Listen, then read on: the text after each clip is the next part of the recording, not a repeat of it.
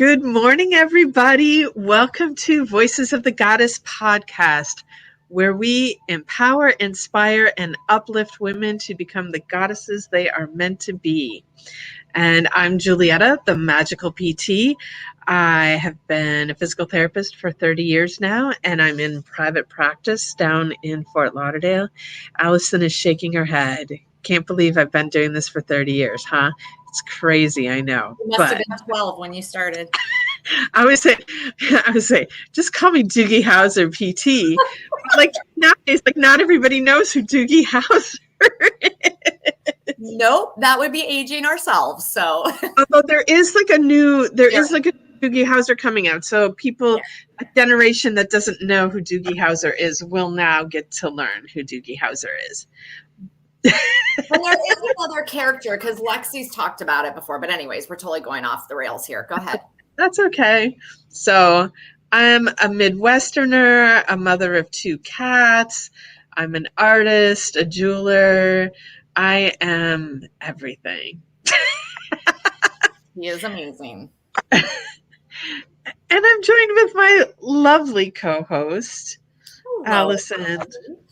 My name is Allison Mancini. I am a holistic nutritionist. I am also a wife to an amazing guy of 28 years, mom to 2 amazing young adults, 25-year-old son and a 22-year-old daughter.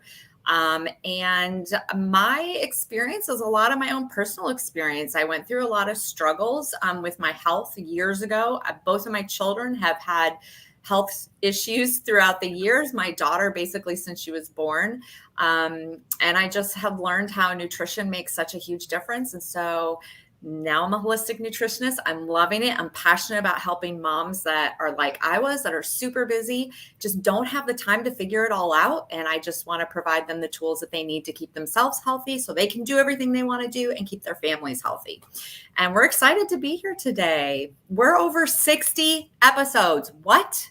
Crazy. I know. I think this will be like 64 or something like that. It's insane. Probably. And, a little bit when we started this, I was like, yeah, we'll start this thing, but I don't know if it's going anywhere. But here we are. So speaking of that, let's talk a little bit about managing all of this, right? Because you and I are both very busy. You just said, not only do you see clients as a physical therapist, you are an artist, you paint, you make jewelry, you've got a very, very full social life. And myself, I have the kids and I've got dogs and working and clients, and I do other work for corporate, for wellness, and we're both pretty busy. And I don't know. I think so many women are these days. Yeah. We're not abnormal. We're look at all of our friends and stuff and the women that we have on this show. Yep. We're all super busy these days. So let's talk about some of the things that we've done lately to kind of help that. One of them is that we have an assistant and producer who's amazing, and she's probably listening right now. And we have hired her to help us and delegate some of our tasks. And we had a guest a few weeks ago. She's like the queen of time blocking. And so over the last week, I've been keeping track of all the tasks I have to get done, ideally in a day, which is ideally, right? Because it just doesn't always happen. And then I created, a daily method of operation, basically a checklist. There's Jess. Hey, Jess. I created a checklist of all the things that I need to get done. And I'm really trying to work on time blocking. And it was interesting to me because the guest that we had on when she talked about time blocking, she said some people don't like that because they feel like it's so restrictive, but really it actually does give you more freedom, right? So yesterday I have a girlfriend in town whose daughter is moving to Fort Lauderdale from Michigan. And we went out and had dinner last night, and I was able to basically get all my work done. And I felt really good going to dinner. I was okay. I did what I needed to do. Right. So I feel I don't know. I mean, I think that, I think hiring somebody to help us has been a huge, huge benefit, Miss Jess. And I think that, really trying to dig down and just time block is helpful. How do you manage it all, girl? Well, and one thing that I'm working on too, and setting other goals, I don't remember where, and I'm sure it comes from multiple sources, but the idea of like focus on what you're really good at Right. and then hire out for the things that aren't you're not so good at or things that you don't enjoy. Like one of my big ones that I do is I use Shipt for my grocery shopping. Like I can sit down at any time, day or night, and make up my grocery order and decide like when it's going to get delivered to my house. And like, because I don't, especially post pandemic, and it really has nothing to do with COVID or anything. I'm just like very empathic and I'm sensitive to people's energy. People's energy is not great out there in the world right now. So like I avoid being out with the general masses when I Mhm. can. And one simple way of doing that is paying somebody else to do my grocery shopping for Yeah. me. And, you know, some people freak out about that, like, oh, you're spending more money. You have to pay them to do the shopping. You pay more money for the items because that's how the app makes their Mhm. money. Mhm. And then you have to tip them. And I'm like, but my time and my sanity are worth that. Yeah. And so while they're doing that, I can do other things like prep for this podcast and, you know, do other things that I do enjoy doing and are more in my wheelhouse. The next thing that I want to I'm creating and manifesting my budget for is I want to get a cleaning person. Oh yeah, that's like huge. Like that's so funny because I've been manifesting the same thing for the lake house to have a cleaning person because I'm like, I just need to have someone else do that. Cleaning Yeah, is that's a lot. Nick and I were laughing the other day. The house, because I have a puppy, as our listeners may know, and the puppy drags in everything out from the backyard into the house, like anything he can find. And it's a hot mess. And Nick's like, aren't you going to do this? Like clean up the floor? And I'm like, you know, that's not my thing, right? After 28 years, like, don't you know that? And he's like, oh, yeah, I know that. I'm like, yeah, yeah. So I'm with you. I would have been like, why don't you clean it up? You know what? But the other thing to that too is cleaning, and also like one of the things I started using actually pre-pandemic and have stuck with was Butcher Box. And Butcher Box like delivers all your meat, like it's meats, poultry, fish, but it's all grass-fed, grass-finished, it's wild caught, it's good, and I love it. I put an order in once a month. We get all of our meat for the month, and then I plan my menus around that. And you know, using Instacart or Shipt or whatever and doing your grocery shopping. Yeah. We need to think outside the box on these things, ladies. Yeah. I agree. All right, we could go on, and we need to bring our guests. Yes. Bring our guest. So I'm really excited because our guest is from far, far away this morning. So let's I bring her. know. How cool is that? I This is know. the second time. I know. Hey, Vanessa, welcome. Hi, ladies. Thank you so much for having me. You're welcome. So go ahead and tell our audience a bit about you and where you're coming from. I'm from Germany. I'm in Germany right now. And my name is Vanessa. I'm an IT specialist, and I started my own business like 4 years ago. And I'm supporting people with newsletter programs, like setting the program up to doing the newsletters and sending them out, or email marketing in general. Definitely not in my wheelhouse, as I was telling her earlier. Like that is something I would hire someone to do. Like I am not. You, Julietta, you do pretty good at that stuff, but I take one look at that and I'm like, whoa, yeah. Oh, you have someone saying hello. Hello, Avion. Thanks for joining. I love it. Yeah, technical stuff is not so popular. And yeah, I work with a lot of women. I feel like a lot of women start their online business nowadays. I love that. And some of them don't want to deal with the technical stuff. And yeah, I love doing it. That's hot. Yeah, a lot of them don't. I mean, there are so many people that love stuff like, you know, if that's what you love, do it. And if you don't love it and it's stressing you out, pay someone who loves to do it to do it. Have someone like Vanessa do it. So you obviously work completely remotely, so you can work anywhere in the world, right? So yeah, I pretty much did. Like the last 2 years, I've been traveling a lot to the US and other countries, back and forth to Germany. And now I decided to stay here for a little while before I go travel again. Nice. But yeah. That's awesome. It's, the total laptop lifestyle. You can go wherever you want to go, which is amazing. I love that. Yeah. All right. Well, shall we dive into our questions? Let's dive in. First question, Vanessa, is what is your superpower, or what would it be if you had one? You have one, so, I love this question. A year ago, I answered this with keeping my shit together. Now that became like, okay, normal. I'm an adult. It should be the standard to have my shit together. But I think my superpower is understanding, because I think I understand the other person when I listen, and that gives me huge benefits in like being on one side or one team with them, and not going like into an argument or making the impression that we're against each other, So yeah. I think that's a great superpower to have, because misunderstandings are so frequent and miscommunication, and that's a huge thing. And I agree, it's totally a superpower to be able to do that well.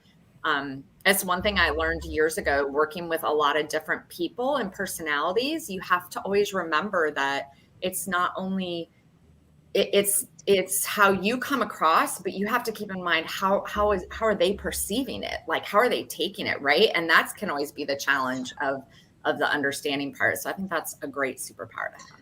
I feel like I've watched so many conversations between people where they're like, they don't understand each other, and they're like, they're speaking the same language and they're not understanding each other, and I'm like, time out, can I translate for you, because what they're trying to say to you and it's like, how many problems have been created because people think that they're not agreeing, like they're saying the same thing and they don't understand that they're both saying that. They're like arguing with each other. I'm like, you're both arguing the same point. Oh yeah. Me and my husband have done that numerous times. Too many to count. Yeah, that's a great story. All right. Question two? Yes. Question number 2 is, and we love this question. We love all our questions, but what is a one book?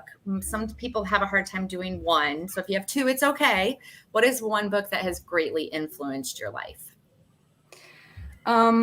It's a German book, and I did research. There's no English translation there yet. But translated, it would be The 7 Pillars of Power. And it's from Susanne Krieger-Langer. She's German, obviously. Why I love this book so much, or why it influenced my life. This book is written for the Western world, but with a lot of information from the Eastern world. And it's written in a way so that people, like in the language, I would say. So she's basically taking the 7 chakras and writing them in a way so that so it doesn't come off as woo-woo. So the book is actually written for how would you say, like leaders in a company to manage their employees better. And I love that. As a business owner, you want to be a leader, right? And like in any situation, you want to be a leader, whether it's in your own company with clients, in family situations, or with friends. And so that supported me. And she's just giving so many examples of conversations, psychological background of all of that. So yeah, I really enjoyed that one. Well, I love finally, like science is starting to catch up to spirituality, and science is actually like starting to prove all of these things that people thought were woo-woo. I'm a physical therapist, so I'm trained in Western non-woo-woo medicine. But as I was, I've been in this career for 30 years now, as we said earlier. But very early on in my career, I started having these experiences that weren't able to be explained in scientific terminology, but experiencing energy and other things. It's like, yes, science is finally catching up and proving that this is real. So it's so nice for those of us who've been woo-woo for a long time to finally have the backing of traditional science and people being able to explain things that seem woo-woo and show people that they're not really woo-woo, that they're real. So I like that. So maybe one day this book will get translated. I know. I'm like, I no wish sprechen Sie Deutsch. Right, no, neither do I. And that's such a bummer because I love that it's taking the chakras and applying them to business and how to communicate with people. Like, can't like Audible translate it? Like, can't we do something here? It sounds really good. Right. I didn't find it on Audible either. Like, I got the real book version of it to read it. And I lent it to a friend because good books have to be lent. Yes, do me a favor and send Jess the title in German and the author so that we have it, because I actually know someone here in South Florida that translates books. Oh wow. Yeah, I can do that. I would love to be able to read that. It sounds like such a great take on the chakras and combining it with business. There's got to be something like that. Yeah. That's awesome. Okay. I love it. All right. Question number 3 is, as busy women, and the busier we get, we all need to make sure to take time for ourselves. It's probably the one thing I find that women don't do the most of is taking time for themselves. So how do you practice? And we've decided we're going to call it self-love because it's all about loving you. So how do you practice time for yourself? What is your favorite thing to do to take care of you? That is such a great question. Took me so long to actually build a self-love routine. The thing I love doing most is journaling. And I do it on a daily basis since years because it has impacted my life. It's working for me. It might be something different for other people, but I have so many journals. I do so many different tasks and exercises, and yeah, they keep my mindset in the right place. So yeah, I'm right there with you. I have drawers full of journals, and it's so funny because my husband says to me all the time, he's like, "What are you writing in there?" I'm like, "All kinds of things." He's like, "You do that every day?" I'm like, "Yeah, it's a lot less expensive than the therapist, and it really does help." Like, I enjoy it. And Juliet and I've talked about this before. The act of writing like that every morning is just so grounding for me. And I do my manifestation in there, and I do gratitude and accomplishments. I do all kinds of things in my journal. And I'm actually excited for my kids to at some point read it when I'm long gone. But that was going to be my question is, what do you do with all of these journals once they're full? I will show them to you. They're at the lake house in a drawer. Because I've seen people talk about like some people burn them because they're private thoughts, and do you want other people reading your private thoughts? And I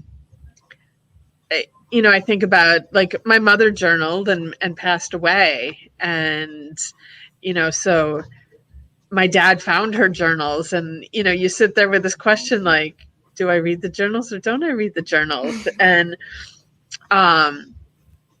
but I'm going, like, I think personally for me, like, once I'm gone, if you want to read my journal, I don't care. But while I'm still here, I don't know. No, my kids know. No, my kids and my husband know. Like, those are off.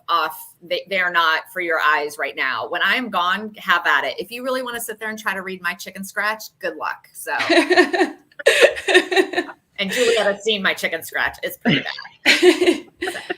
I love it. So what do you do with all your journals, Vanessa? Do you keep them, or do you? I have papers that are just the same, just some scratches, and not very. They're just my thoughts. Sometimes, I I think so. I keep them so far. At one point, I started different journals for different reasons, and some of them I feel like are no use no more because, for example, when they're about business and it's about my money mindset, that has changed like from 2 years ago. Why would I keep reading my old thoughts and that mindset? So, at one point, I think they're good to go. And then others, I feel like I'm hanging on to them, like when they're about love or poems I wrote, and maybe at some point I should let go, but so far I'm keeping them.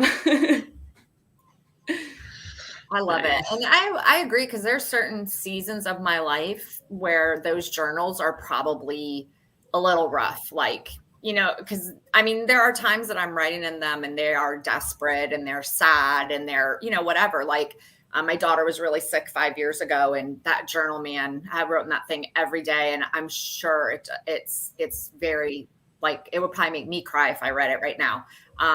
So yeah, I think you're right. Like things, different seasons of my life, maybe those journals need to eventually get burned. I don't know. I hadn't really thought about it much till we started talking. Right. Yeah, why not? I don't know. We'll see. All right. Well, I love it though. I think that's a great practice. And I think it's something that everybody honestly should do, at least to some point. So, all right. Last question. And a question that we got after doing lots of research and finding that a lot of women needed assistance with this. And that would be, how do you find accountability in your life, or how do you hold yourself accountable to get the things done you need to do? Yeah, such a good question. Honestly, I didn't know what accountability is like a year ago. And now I had some learnings. Right now, it looks like blocking me time in the calendar. A while ago, it looked like just blocking time for the tasks, but that got me overwhelmed. And so I figured, okay, I need to make sure to have time for myself to get aware of those things. And so that's what I do for whatever tasks I want to hold myself accountable for. That's working for me right now. The second thing is finding people that also know what accountability is and that are supportive with that. So yeah. Thanks for the question. Juliana and I know that. Like, that's this podcast, we say it all the time, would not have happened if we hadn't had each other. Like, okay, let's do that. Like, you do this, I'll do this, right? And let's get back together and see where we're at. We talked every week, okay, where are we at? What do we need to do next? We need to find a producer. She found Jess. We were like, right. At first we were like, we can do this, we can figure it out. And then we were both like, yeah, no, we just need to hire somebody to do that. So yeah, but accountability is huge. And I think it's so helpful to have someone else by your side. And I think there's different accountability partners for different things and different seasons of life. And yeah, I think it's a great idea. Yeah. There's something I'd like to add that I was listening in an audiobook yesterday. And I guess it stuck with me because I think it's true. And the guy said, when we are in service to others, we're more likely to be accountable. So when we have a partner, a buddy, or whatever it is, and when we are only like we're thinking we're doing this for ourselves only, then we're less likely to follow through, which is true for me because my projects, my tasks, I tend to put them last. And what he suggested was a mindset shift with how we're thinking about these tasks. Because when I'm doing projects, I could also think that I'm serving others with these projects that I'm providing or doing. And it's actually true. When I'm doing a webinar, I'm doing this for others, and it's not necessarily my project. And in my mind, I was doing it for myself. But it's this shift in the thinking that got me more likely doing it. And that's crazy. So yeah. Even this podcast, like if this podcast was about Allison and myself, we would have been done a long time ago. And it was, we started this in the pandemic. Like, what can we do to help support people through this pandemic? And, as women, we decided we specifically wanted to support other women. And so, we were doing that for them, but then also getting the feedback from women out there in how much this podcast was supporting them. Like, that's what keeps it going. Because again, if it was just about Allison and I, we wouldn't be here today. We do this to serve others. And that's, and I just finished listening to Think Like a Monk. And that, like, giving away the ending, but they talk about it throughout the book, but then in the end, like, the thing that he says is like, the true key to living a life like a monk is living a life in service. And so whatever you're doing, thinking about how you are serving others. And that means also, to serve others, you have to take care of yourself. Otherwise, you won't be there to serve others. Right. So, because as women, we often just go into that service of others and forget that to be able to do that, we must serve ourselves first. So don't forget that, ladies. True. Yes. Very so true. Okay, so I have one final question for Vanessa before we do our takeaways. Uh-huh. You are, I know you speak German fluent, you speak English amazing. Is that something you have to learn in school? Do you have to learn English there? Yeah, we do learn English in school. I was not good in English, though, when I was Very in school. good. I learned it through traveling and talking to people. Yes, just through travels. Because it's the listening, and I found it interesting. I remember I was in New York, and this guy from Queens, he had this thick slang, the way he was speaking, and I found it amazing. I thought it's so cool. And I asked him what he meant by that, because you have so many sayings to learn that are not in the books, of course. But yeah, I also like the American culture, so yeah. That's awesome. I mean, I have a girlfriend who moved to Mexico City right after we left college because her fiance, that's where he was from. They met in the United States at school, and she went down there. And that's how she learned the language. Was no one spoke English around her, and she watched TV. She said she watched the soap operas. That was the best way, she said. And just being around people all the time, she's just picked it up. And now she's like totally fluent in Spanish. It's crazy. So yeah. Cool. Awesome. Cool. Okay. So takeaways. Julietta, are you ready with your takeaway? I am ready. So, talking about your German book and relating the chakras to business, just reminded me, because I'm creating a webinar about self-care for back pain. And it was the thought that I had early on when I was creating the webinar to talk about the chakras, and then it got lost somewhere. So this was like my reminder to make sure to add that into my webinar. So thank you for bringing that up and reminding me. So that's okay, my takeaway. That's giving me goosebumps on Big Magic, right? You realize that, the book that we're reading. I'm like, okay, that's an idea. It's out there. You need to take it and run with it, girl. So my takeaway also is about this book, only because I'm so fascinated by taking those chakras and applying them to business and communication. I'm really going to do some research and see if I can find something here in the United States in English that is something close to that. Because I think what a great way to go about business and everything I do with my clients and in the business that I do with my corporate wellness stuff. It would be so great to pull that in. So I'm really gonna dig into that some more. So thank you for sharing that, even though we can't read it. I'm still excited about it. I'm curious to ask, you're our second German guest, but our other German guest doesn't live in Germany. She lives here in Florida, but I'm curious if she knows the book too. We'll have to ask her. That's right. I forgot. It's Vicky, right? Anya. Oh, Anya. Oh, yeah, that's right. I forgot about that. Okay. All right. We'll have to ask her. Okay. So, Vanessa, what is your takeaway from today? My takeaway is, I guess the self-reflection, those questions were really helpful for myself. And like, it got me thinking, the question with the superpower and understanding, I notice those side effects about that. Like sometimes a superpower can be a curse too. And so my challenge is to actually understand myself too in the situation and put myself first, because we've been talking about self-care and self-love as well. And these reminders are so important, to also take care of myself so I can be in service to others. So yeah.